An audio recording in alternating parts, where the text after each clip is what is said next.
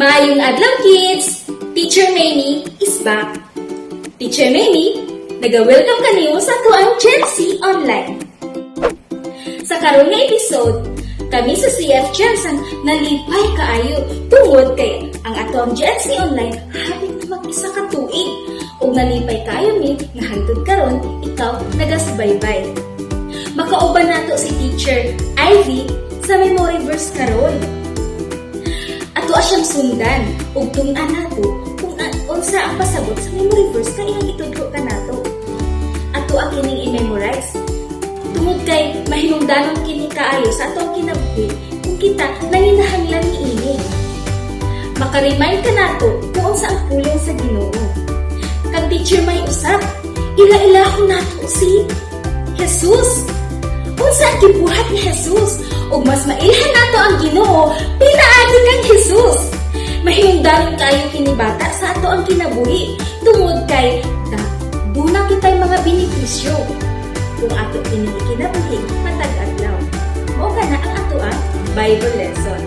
Dili usab nato kani nahanglan nga ipaliwala pod ang mga alawiton tungod kay usa kini ka pagpahayag sa ato ang pagpasalamat sa Ginoo, pagdayi ug uban pa.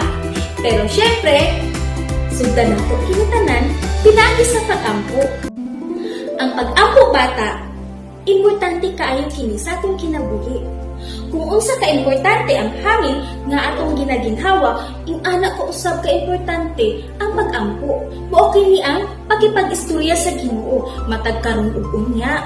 Sa tanang panahon, unsa man ang atong ginabuhat, asa man kita, kinahanglan nato kini iampo. Aduna ka ba'y mga gikinahanglan sa kinabuhi? Iampo bata. Bago ka makipag-istorya sa imong mama o papa, sa imong ginikanan, o sa imong mga friends or relatives, tungod kay aduna kay kinahanglan, iampo sa kana.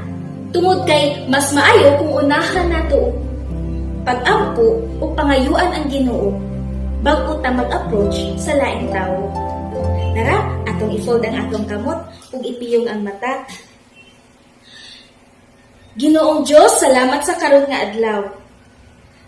Salamat Ginoo sa hangin, sa preskong hangin ug sa maayong lawas. Ikaw ang Diyos nga among ginaalagaran ug ikaw ang Diyos ang hinungdan nganong aduna kami Gen Z Online. Tabangi kami karon nga episode nga masabtan namo kini ug ma-apply sa among kinabuhi. Ako nag-ampo sa bata nga nakigkuyog kanamo karon nga kung aduna man siya gikinahanglan ikaw magatubag sa maayong pamaagi o God.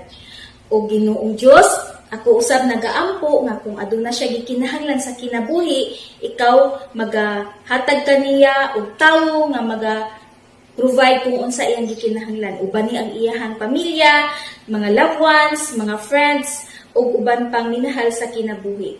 Ikaw magahatag kaniya sa kaalam ug kahibalo sa iyahang leksyon labi na gyud sa module nila.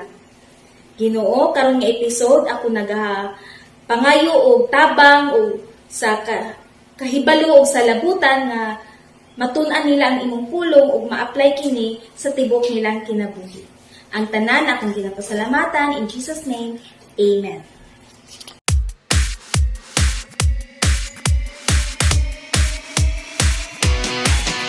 I praise you, for I am fearfully and wonderfully made. I praise you, for I am fearfully and wonderfully made. Wonderful are your works, my soul knows it very well. Wonderful are your works.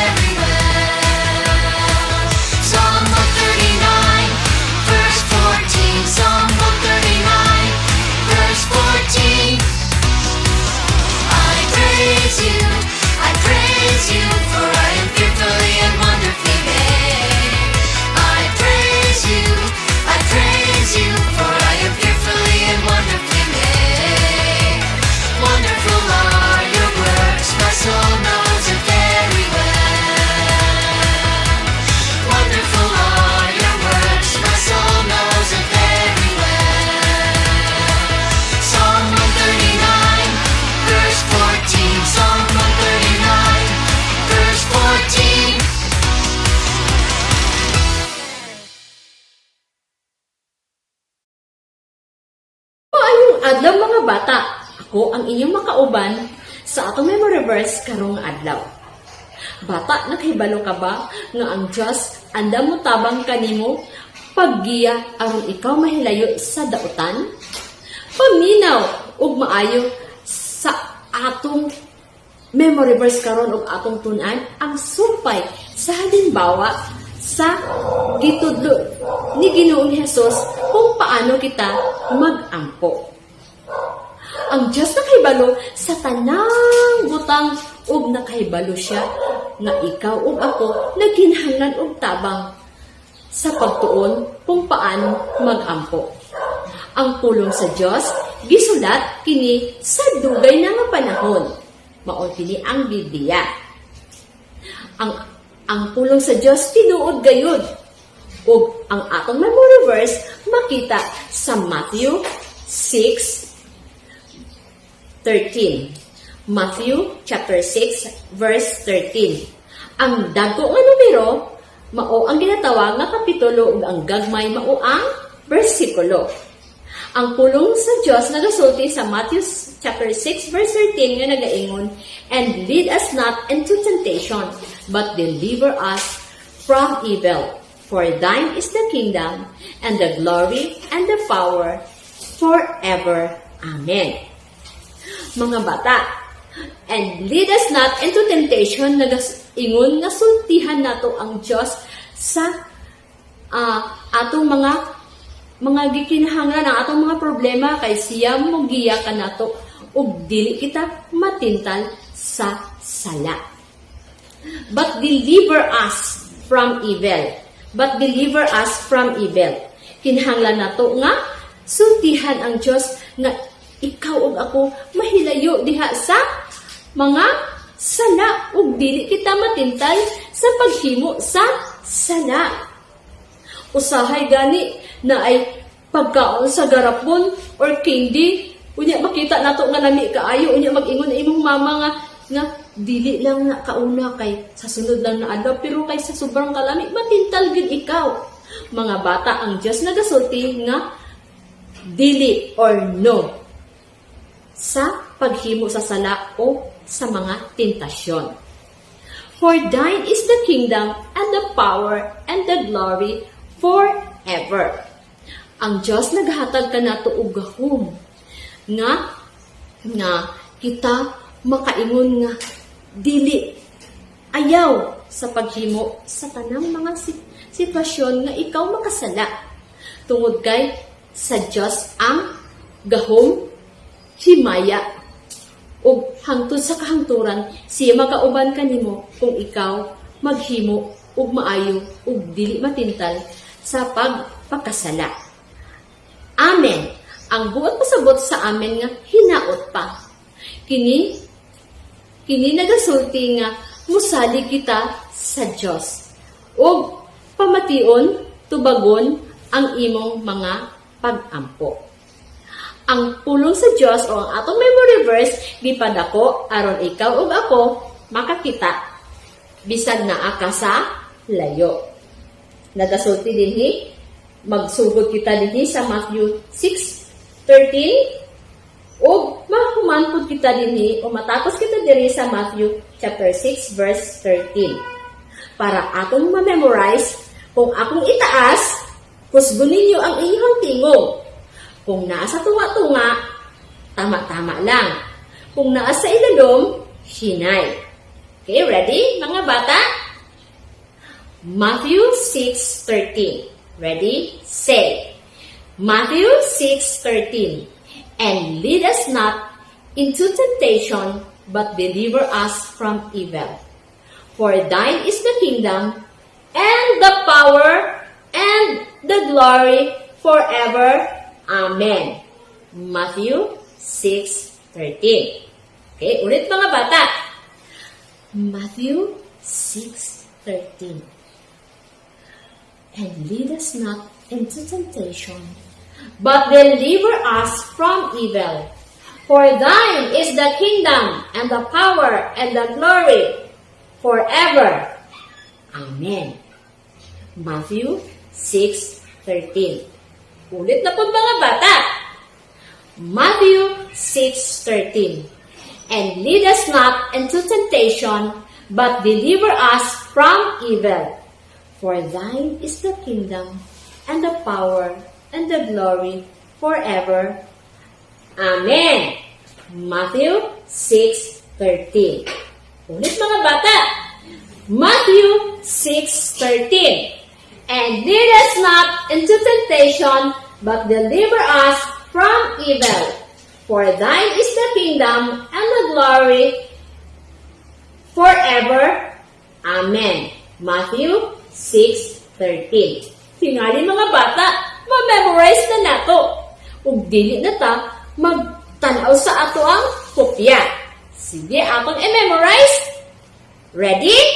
Matthew 6:13. And lead us not into temptation, but deliver us from evil.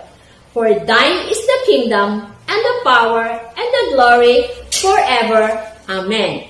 Matthew 6:13. Sige mga bata, ulit pa, kaisa na lang yun. Matthew 6:13. And lead us not into temptation, but deliver us from evil. For thine is the kingdom, and the power, and the glory, forever. Amen. Matthew 6:13. May adlaw mga bata, pila na lang kaadlaw, isa na tang katuig na nag-uban sa ginatawag nato nga Good News Class Online.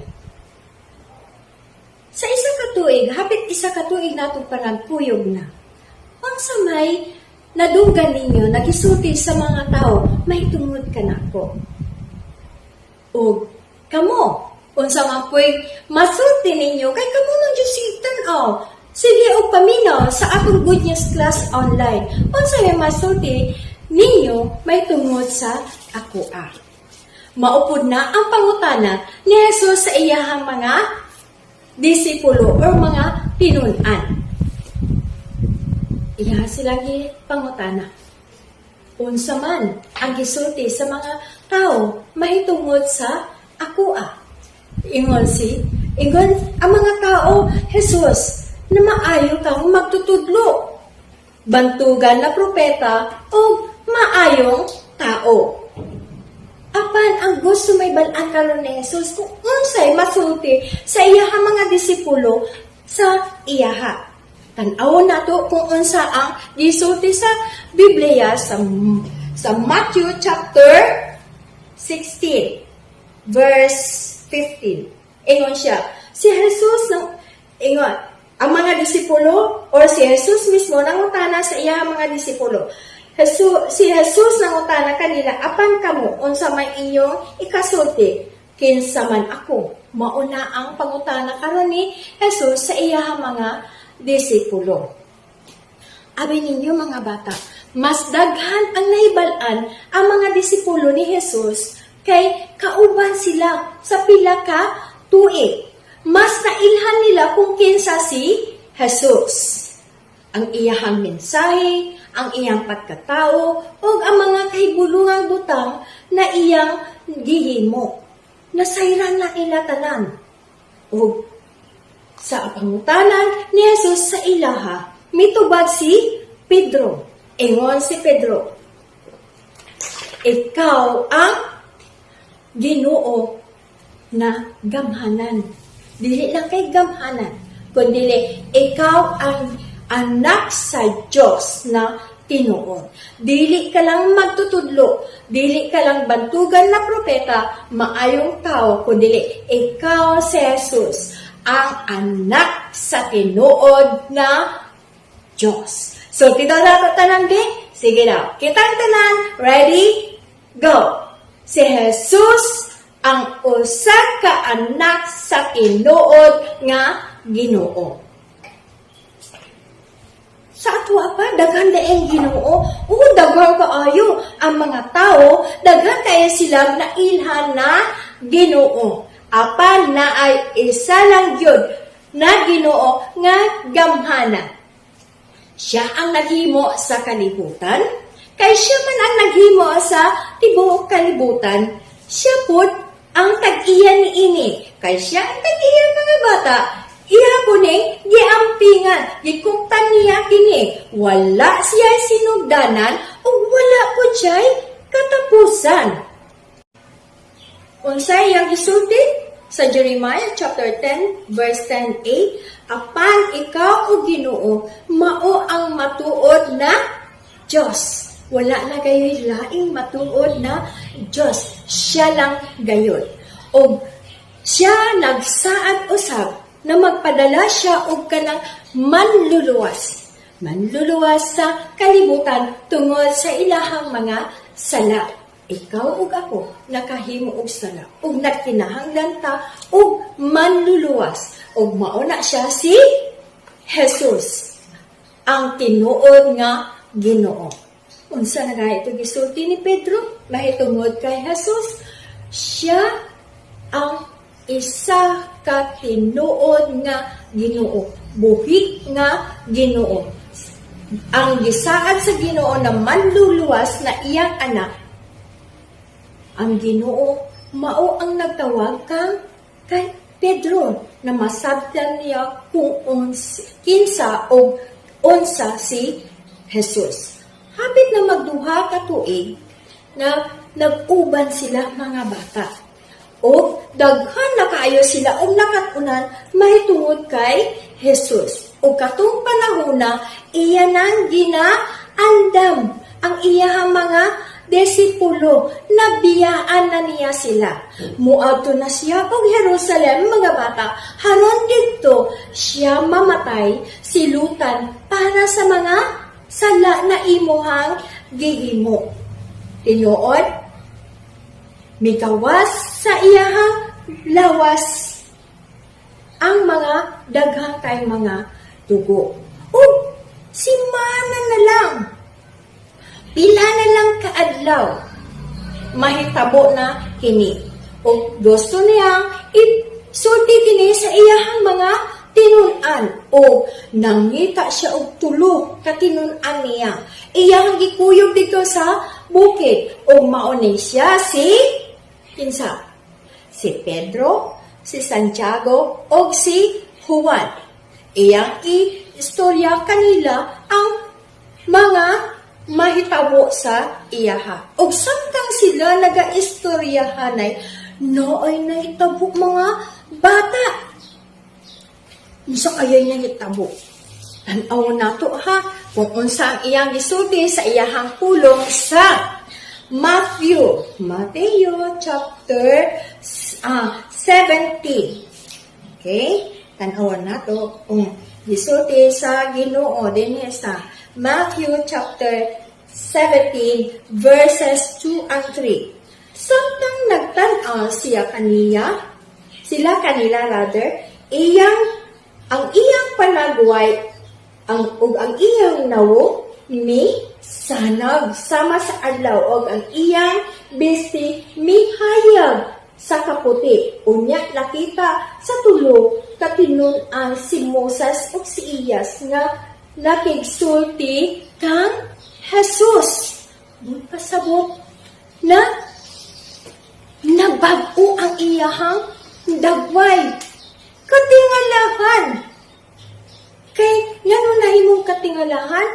Ang dugay na kaayong namatay na mga tao na mao si Iyas o si Moses na kaistorya nila si Jesus. Nagaistoryahan na sila. O unsa ang ilahang ginaistoryahan? Mao ang iyahang kamatayon.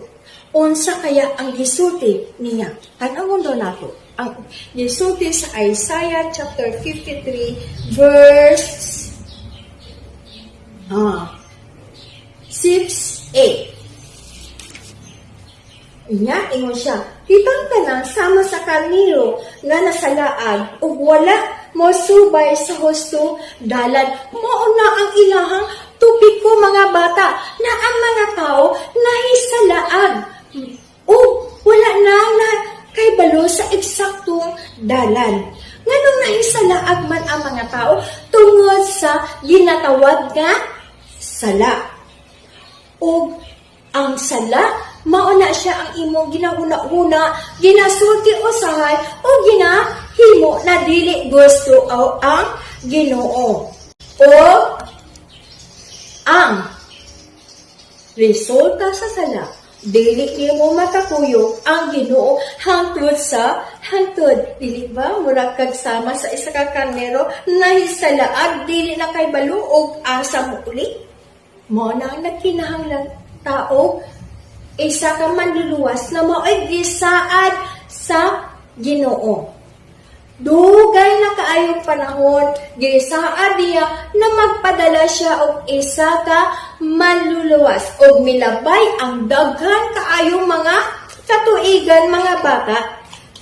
Gituman gayud sa Ginoo ang iyahang saad na ipadala niya ang iyahang bugtong na anak na mao si Hesus Kristo halon ikaw ug ako luwason niya sa imuhang mga sala ug akong sala. Nahimo siya bata nasama nimo.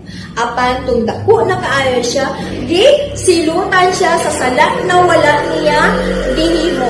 Unsa ang gisulti sa Isaiah chapter 53. Isaiah chapter 53. 6b. Apan siya gidakdakan sa tanan tang kasalanan. Kinsa gidakdakan? Si Hesus Kristo. Siya ang niangkon sa tanan nimong mga sala. Siya ang gilansang dito sa cross harun ikaw ug ako makalingkawas sa silot sa sala. Samtang naa siya dito mga bata, miagas ang daghang mga dugo sa iyahang lawas o katunga dugo mauto ang naglimpyo sa imong sala o akong sala. Okay, balo ka ba? Na siya lang ang angayan mubayad sa imong sala o ako usab kay siya wala siya sala nga nahimo. Perpekto siya.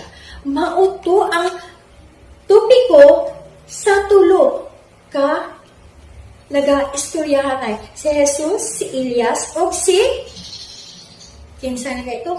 Moses. Kung na ang ilahang tapi namatay si Jesus apan sa ikatulo ka adlaw nabuhi siya pag-usab karon naa siya sa langit nagaandam o puloy-anan sa mga tao na nituo o midawat kaniya.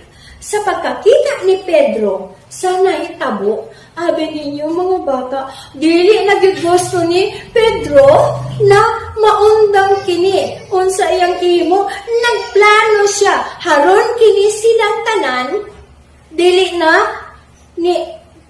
maundang ang ilahang istoryahanay. Apan, taod-taod na ay baga nga panganod na mitabon sa ilaha nga tulo. O, dito na dunggan, na ay siya na dunggan, na tingog. O katong tinguga, tingog sa Ginoo. Atong tanawon, kung unsa ang gisulti, atong tingog. Atong basahon ang Biblia.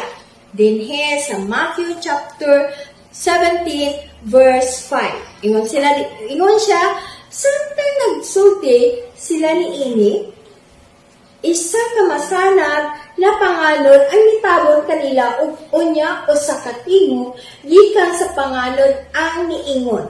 Kini mao ang pinangga kong anak nga akong ikahimutan ug pamati kamo kaniya. Mauna ang gisulti sa tingog sa ilaha. Unsa ang himuon? Mo maminaw sa iyaha o mo sanig sa iyahang anak. Sama nimo bata, gusto sa Ginoo na ikaw mo salig pod sa atong buhing Ginoo. Mo salig pod ka sa iyahang gipadala nga anak na kung unsa ang iyahang mahimo. Timani na si Jesus Ginoo paminaw kaniya. Sige daw. So, paminaw nga si Jesus o sa katinuod na Ginoo. Karon ang Ginoo nakikistorya kanimo pinaagi sa Biblia. Dinhi nato mabalaan kung unsa ang nasudi sa Ginoo pinaagi sa pagbasa sa iyahang pulong na mao ang Biblia. Unsay gisulti sa Santiago Kapitulo 1, versikulo 22. Ingon pa siya, ayaw limbungi ang inyong kaugalingon, pinaagi sa pagpamati lamang sa pulong sa Diyos. Hinuon tumana kini. Mauna ang gisulti sa pulong niya dinhi sa Santiago Kapitulo 1, versikulo 22 na kinahanglan atong tumanon ang iyahang pulong. Ang iyahang ginasulti, dili lang kay maminaw kita kung unsay iyang sulat. Tumanon gayud nato ang iyahang mga ginapahimo sa atoa. O mga bata, nagdakong ang mga disipulo na nakaibalo sila unsay ang ilang pagahimuon. Gihikap ni Jesus ang iyang mga disipulo o gisultian niya sila na manindog. Pagtan-aw nilang tulo, ay sila na lang ang nahabilin. Wala na si Elias o si kinsa to? Moses. Wala yun nakalimtan sa mga disipulo or sa iyang mga tinunag ang ilahang nasinatian sa pag-uban-uban o pagkuyog-kuyog nila ni Jesus. Si Jesus, mga bata, mao ang tao na kung asa nahigugma sa imuha, na kaniya ang himaya, namatay ug miangkon sa silot sa imuhang mga sala. Unsa ang iyahang gisulti sa iyahang pulong dinhi sa Juan Kapitulo 6 versikulo 47. Ang giingon dinhi, ingon siya, sultian ko kamo ang motuo may kinabuhi walay katapusan.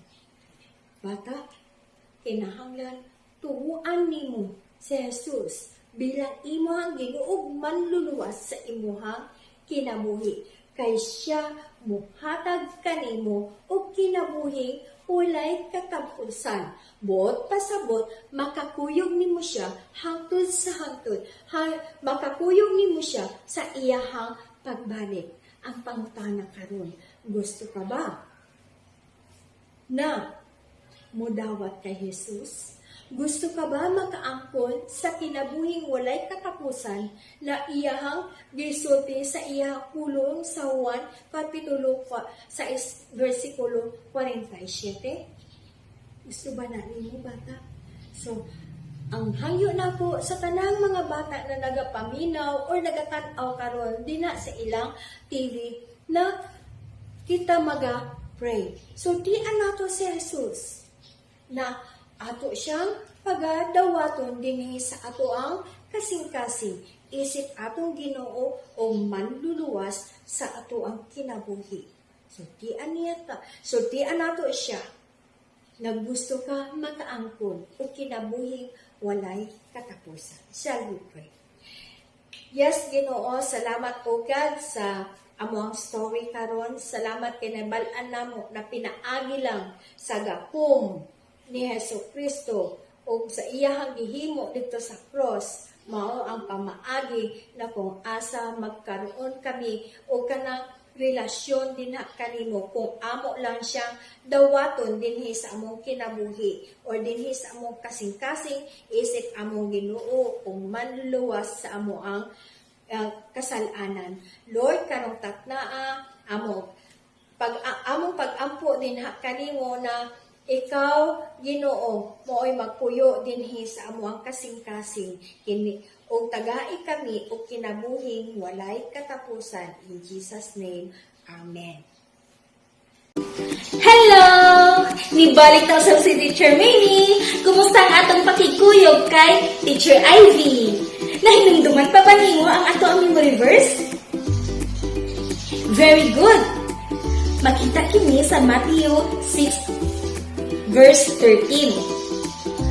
Bata, nahinumduman pa ba nimo ang ato ang mga nilabay nga memory verse gikan sa Matthew 6 verse 9? Verse 10, verse 11, 12, ug karon ang 13. Bata, indot kaayo kini nga example sa pag-ampo. Dili kinahanglan nga memorize nimo kini og sumayon ug maoy ibalik-balik na pag-ampo sa atong tibuok nga kinabuhi, kundi gihimo. Gihatag lamang kini ni Jesus aron ato ang giya. Sige, atong sabayan din Matthew 6 verse 13, and lead us not into temptation, but deliver us from evil. For thine is the kingdom, and the power, and the glory forever. Amen. Matthew 6 verse 9. Very good! Sa to ang Bible lesson, aduna ka ba'y nahinumduman? Medyo taas to. Pero, kahigulungan kayo ang Ginoo sa ihang mga binuhat. Pinaagi sa kinabuhi ni Jesus. Nagpakatawo si Jesus upang siya gilansang sa krus. Daghan siya mga kahibulungan na gihimo. Naghatag na siya og mga bilin sa iyahang mga disipulo. Aron mapadayon ang pagtuon sa pulong sa Ginoo ug ma-share kini sa generation sa tanang tawo sa kalibutan ug labaw na kanimo. So bata, kinahanglan usab nato i-share ang ato ang natun-an na pulong sa Ginoo ug ikinabuhi nato kini matag adlaw. Dili nato kalimtan i-share kung unsa ug kinsa si Jesus. Siya ang ato ang manluluwas. Ginoo siya ang nagpakatawo sa kalibutan sa saktong panahon. Iyahang gisulti sa tanang katawhan, pinaagi sa iyang disipulo na siya mamatay. Gitagna na kini gikan pa sa Old Testament ug natuman kini sa New Testament. Namatay si Jesus sa krus. Nag-agas ang dugo sa iyahang kamukot tibuok kalawasan. Samdan siya uno ug samad ug namatay siya. Pagkatulo ka adlaw, nabanhaw siya. Mo nang dili masayang ang imong pagtuo kaniya, tungod kay siya nagpaila nga siya anak sa Dios, tungod kay siya nabanhaw. Ug kung imuha siyang tuuhan nga anak sa Dios, tuuhan nimo nga unsa man ang iyahang gihimo sa krus, ang iyahang pagkamatay sa krus imong tuuhan, ug hinulsulan nimo ang imuhang sala uban ang gipanunot nimo nga sala gikan sa ato ang hinuunuan nga si Adan ug Eva. Ug dawaton niya si Jesus, imo ang Dios ug manluluwas, ikaw anak sa Dios. Yes, bata, ikalipay nato ka na. Dili na to ikaulaw nga i-share. Come on! Let's like, subscribe, ug i-share ang ato ang episode karon pinaagi sa Messenger, Facebook, ug uban pang pamaagi. Until next time, God bless you!